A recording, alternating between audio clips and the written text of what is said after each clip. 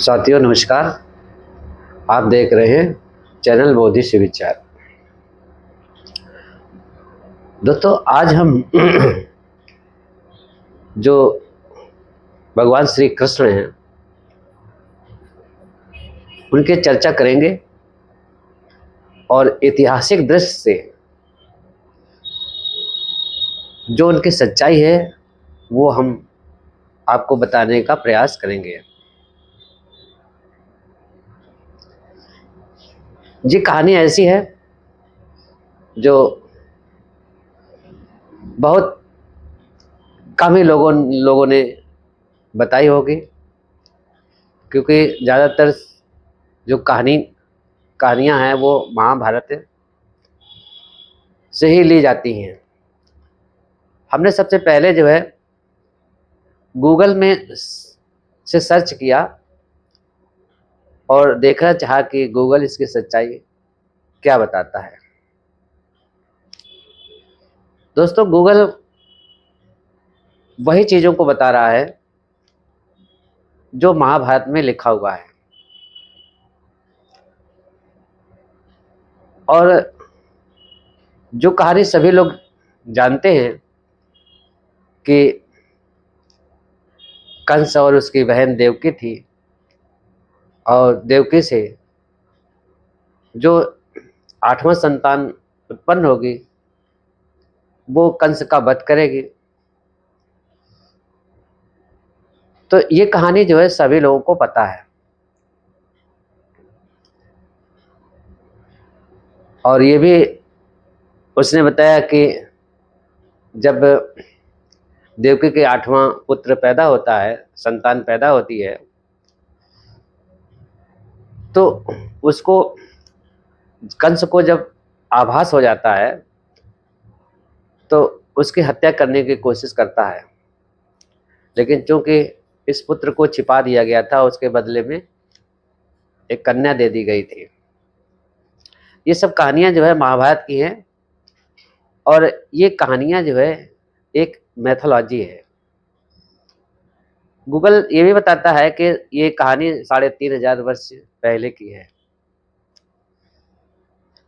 लेकिन दोस्तों 3500 वर्ष से पहले की जो कहानी है, ये कथा है, क्या वास्तव में सच है? क्या 3500 वर्ष पहले ये जो भाषा और लिपि क्या थी? 3500 साल पहले कौन सी भाषा चलती थी और उसकी कौन सी लिपि थी?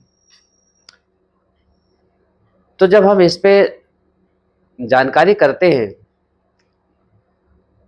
तो हम सिंधु घाटी की सभ्यता पर पहुंच जाते हैं, क्योंकि सिंधु घाटी की सभ्यता भी लगभग 4000 वर्ष पूर्व की है। उस सिंधु घाटी सभ्यता में जो इंस्क्रिप्शन मिले हैं और उनकी जो भाषा है और लिपि है वो आज तक किसी ने पढ़ा नहीं है अभी। तो जो चीज़ पढ़ी नहीं गई है तो वो 3500 वर्ष पहले की बात को हम किस तरह से सत्यापित करते हैं? कैसे हम इसको सच मान लें कि ये जो कहानी महाभारत की बताई जा रही है वो सही है? हम भाषा लिपि पर यदि हम गौर करते हैं, ध्यान देते हैं,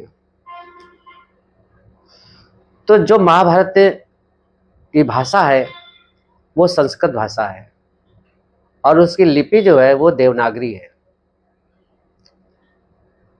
तो हम इसकी सच्चाई जानने के लिए हम अब समय का पता लगाएंगे कि आखिर देवनागरी लिपि और संस्कृत भाषा कब आई है।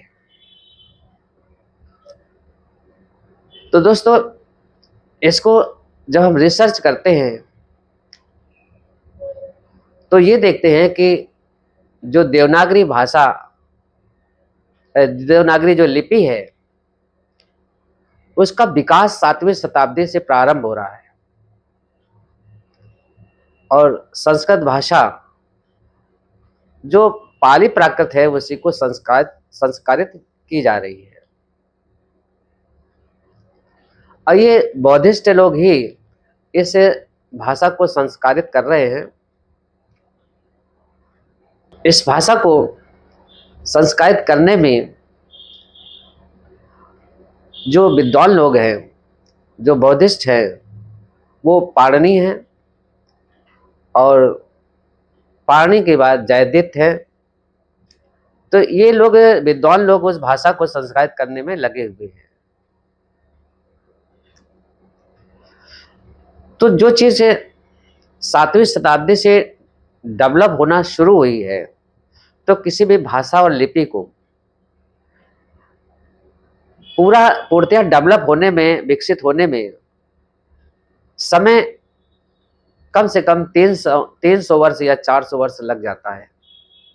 किसी भी भाषा लिपि को डेवलप करने के लिए 300-400 वर्ष का समय लग जाता है। तो यदि हम ये मान लें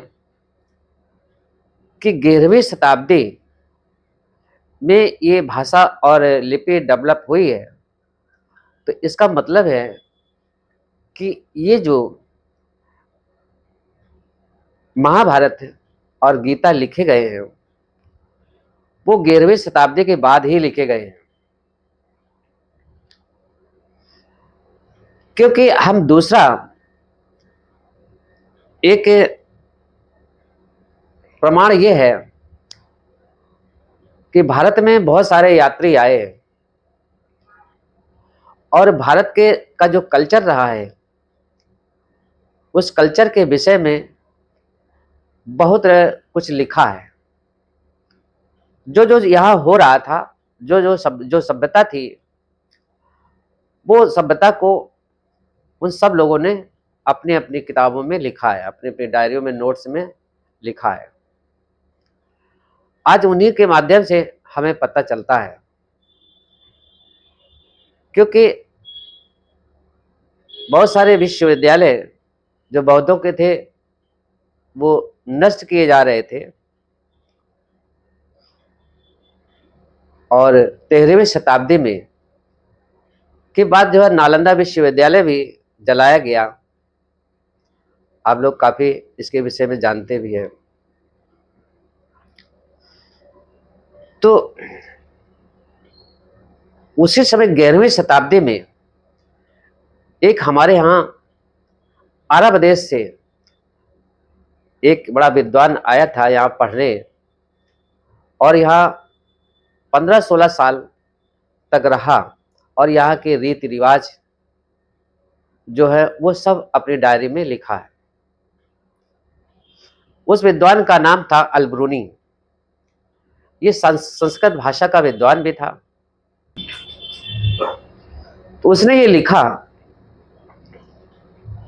कि भारत के जो भी धार्मिक प्रथाएं थी, जो देवता थे, उनके विषय में लिखा है।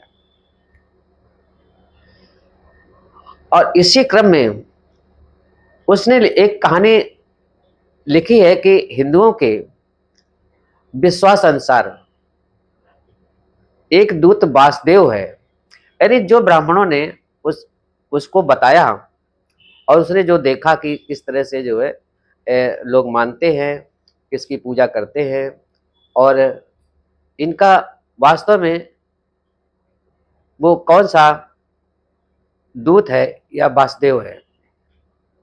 तो वासुदेव को की पूजा करते थे, और उन्हीं के विश्वास अनुसार वो लिखता है कि पिछले दफे मुख्य रूप से भेजा गया ये वासुदेव है, और वो ये समय था जब मथुरा नगरी का राजा कंस की भगनी, भगनी माने बहन, कंस की बहन, तो गर्भ से एक पुत्र उत्पन्न हुआ।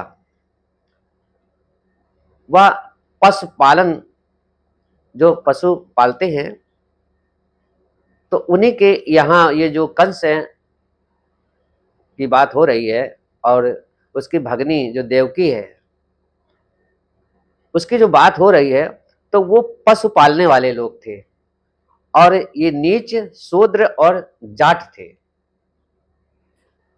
ऐसा जो है वो लोग वहां बताते हैं। कंस अपनी भगनी के विवाह के समय एक आकाशवाणी द्वारा सुना था कि मेरी मृत्यु इसके पुत्र के हाथ से होगी, इसलिए उसने अपने जासूस नियत कर दिए थे ताकि जिस समय उसके कोई संतान उत्पन्न हो तो वे उसी समय उसे उठा करके उसे कंस के पास ले आए। अंततः उसके पहले जो उसकी भगनी थी कंस की, उसके सबसे पहले संतान जो उत्पन्न हुए वो बलभद्र थी। तो जो कि पुत्र था, इसलिए नंद ग्वाले ने उसे उठा करके अपनी स्त्री को दे दिया और इसे गुप्तचरों से, जो गुप्तचर उसके लगे थे कंस के, उसे छिपा करके रखा था। इसके बाद वो 8वें बार गर्भवती हुई और भाद्र मास के कृष्ण पक्ष के 8वें दिन 8वें दिन जो है बरसाती रात को रोहिणी नक्षत्र में वासुदेव का जन्म हुआ। यहां पर देखिए कृष्ण की बात नहीं हो रही है, अभी तक कृष्ण नाम नहीं है। 11वीं शताब्दी तक लोग कृष्ण को नहीं जानते हैं और ना ही कृष्ण की बात हो रही है। यह जो भी बात हो रही है वो वासुदेव की हो रही है। तो वासुदेव का जन्म, जो कि पहरेदार से सब सो गए थे और बालक को चुपके से उठा करके नंद के कुल, जो नंद कुल के लोग थे, वो यशोदा के पति नंद की गौशाला मथुरा के पास ले गए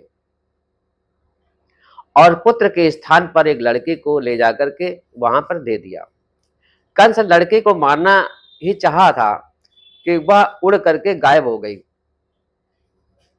अब वसुदेव अपनी दूध मां यशोदा की रक्षा में पलने लगा।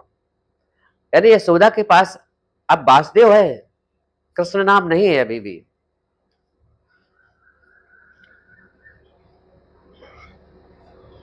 परंतु कंस को इस बात की कुछ कुछ खबर जैसे हो गई, तो अंततः कंस ने उसके माता पिता को बताया कि बच्चे को संभाल करके रखो, क्योंकि वो उद्दंड टाइप का था। वसुदेव जो है, वसुदेव उद्दंड टाइप का था, कहीं किसी को मारता था, कहीं किसी को पीटता था, कभी वह चोरी करता था, कभी किसी का नुकसान कर देता था, तो उद्दंड था।